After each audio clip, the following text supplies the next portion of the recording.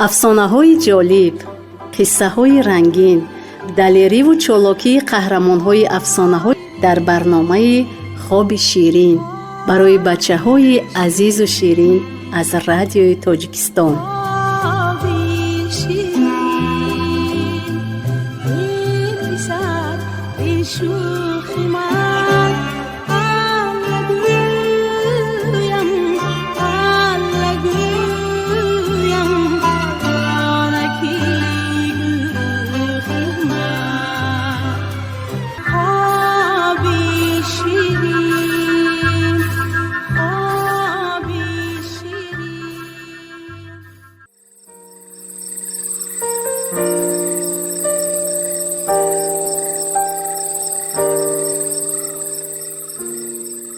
салом ширинакони бибӣ.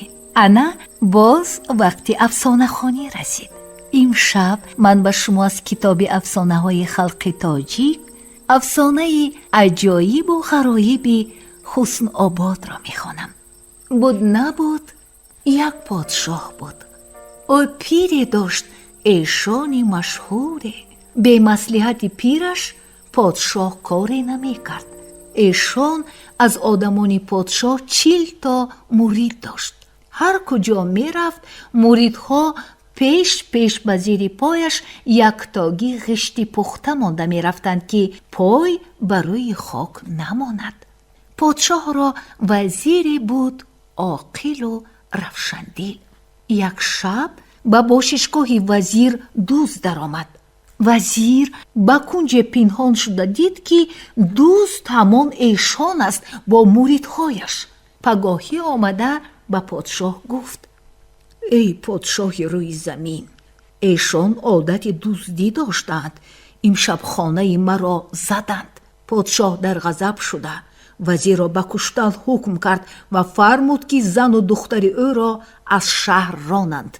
зани вазир шаҳрбону ва духтараш ҳуснбону ном доштанд. одамони подшоҳ шаҳрбоную ҳуснбонуро бурда ба як чӯли беобу гиёҳ партофтанд. модару духтар чанд вақт сарсону ҳайрону гуруснаву тарсон гаштанд. рӯзе бахташон тофт.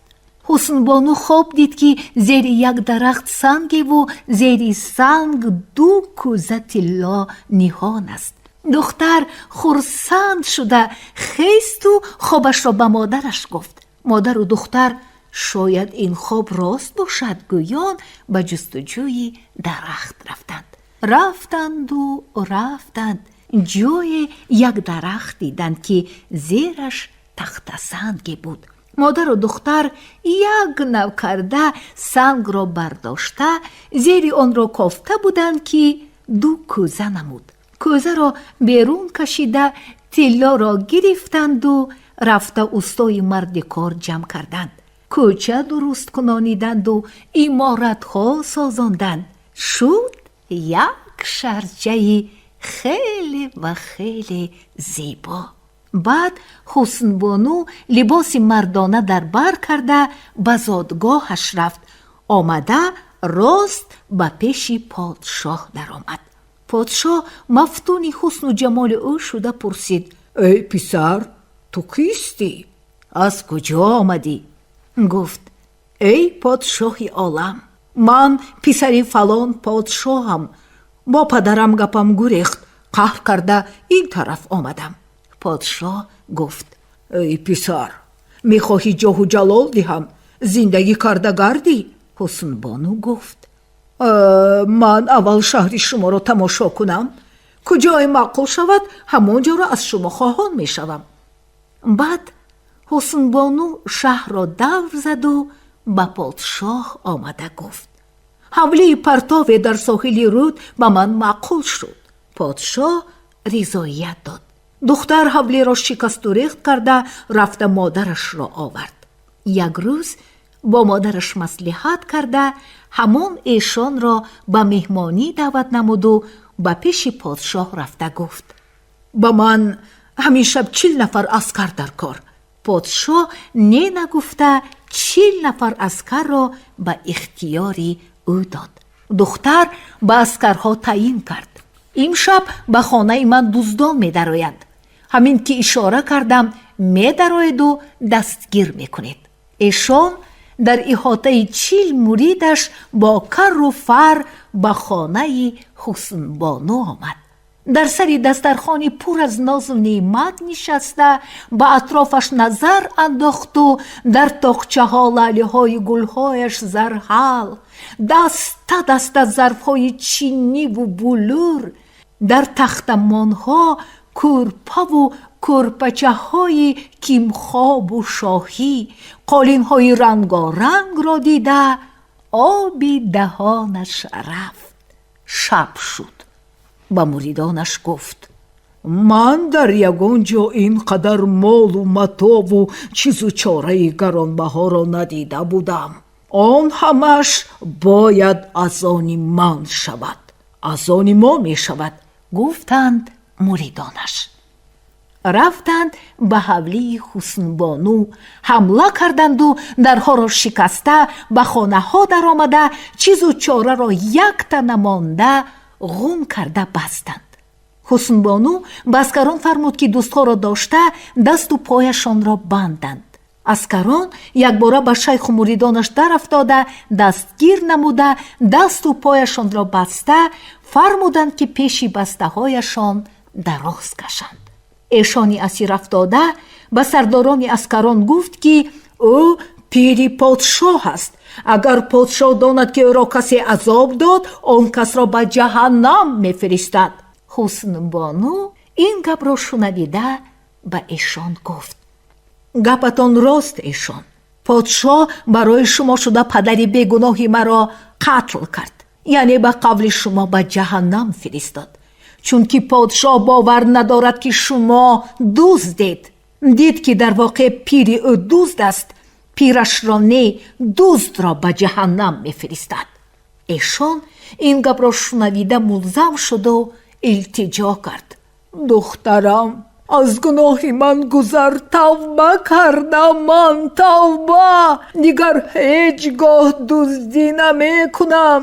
ҳуснбону гуфт: пештар тавба кардан дар кор буд. дар он ҳолат бо гуноҳи шумо падари ману боз бисёр одамони бегуноҳ аз ҷони ширинашон маҳрум намешуданд. ҳуснбону ин гапро гуфту рафт ба пеши подшоҳ. эй подшоҳи олам, гуфт, шунида будам ки шумо вазири дасти ростатонро ба пири ман тӯҳмат кард гуфта ба куштан ҳукм карда будед. маълум шуд ки вазир тӯҳмат накардааст. пиратон дар воқеъ дузд будааст. подшоҳ ин суханонро шунавида ба хашм омада фарёд кард: эй писар, ба ҷони ҷавонат ҷабр накуну, аз гапат гард. ҳар он кас ки ба пири ман тӯҳмат мекунад, сараш ба дор меравад.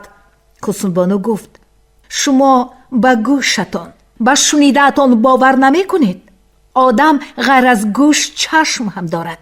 агар бо чашми худ бинед, бовар мекардагистед. ҳуснбону аз подшоҳ хоҳиш кард ки биёяду пирашро дар ҷои дастгир шудааш бо чашмони худ бубинад. подшоҳ ноилоҷ ҳамроҳи ҳуснбону равон шуд. омада дид ки эшон дасту по бастагӣ дар пеши чизҳои дуздидааш хоб аст. акнун бовар мекунед? пурсид ҳуснбону аз подшоҳ. баъд ӯ телпакашро аз сараш гирифта худро шиносонду саргузашташро гуфта дод. подшоҳ аз карда пушаймон шуда гуфт: ман пеши ту гунаҳкор духтарам. ҳарчи дилат мехоҳад бигӯ, ман бароят муҳайё мекунам. ҳуснбону гуфт: ба ман чизе дар кор не. омадан бо иродат, рафтан бо иҷозат гуфтанд. ман омадам ки қарзи фарзандиамро адо карда ба падарам номи некашро баргардонам. ин кор шуд. акнун бо иҷозати шумо ба ҷое бармегардам ки мо модару духтар заҳмат кашида ободаш кардем. он ҷо ҳамон чӯлу биёбони беобу гиёҳест ки одамони шумо фармони шуморо иҷро карда ману модарамро бурда партофта буданд. нобуд шудани мо яқин буд. арвоҳҳо мадад карданду ما نجات یافتیم و در آن بیابان شهری ساختیم.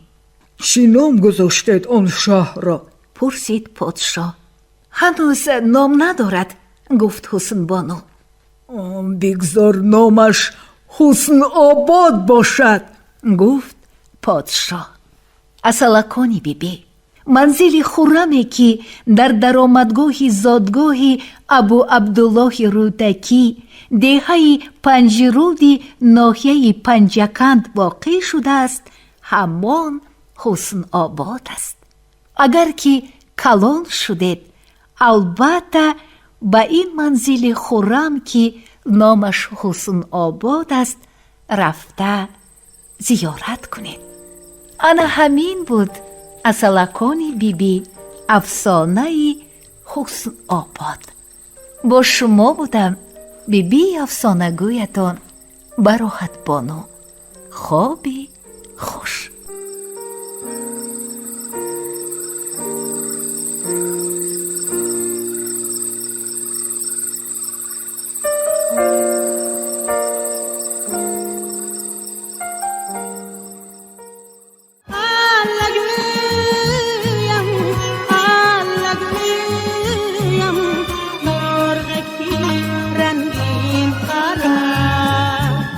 افسانه‌های جالب، قصه‌های رنگین، دلیری و چالاکی قهرمان‌های افسانه‌های در برنامه خواب شیرین برای بچه‌های عزیز و شیرین از رادیوی تاجیکستان.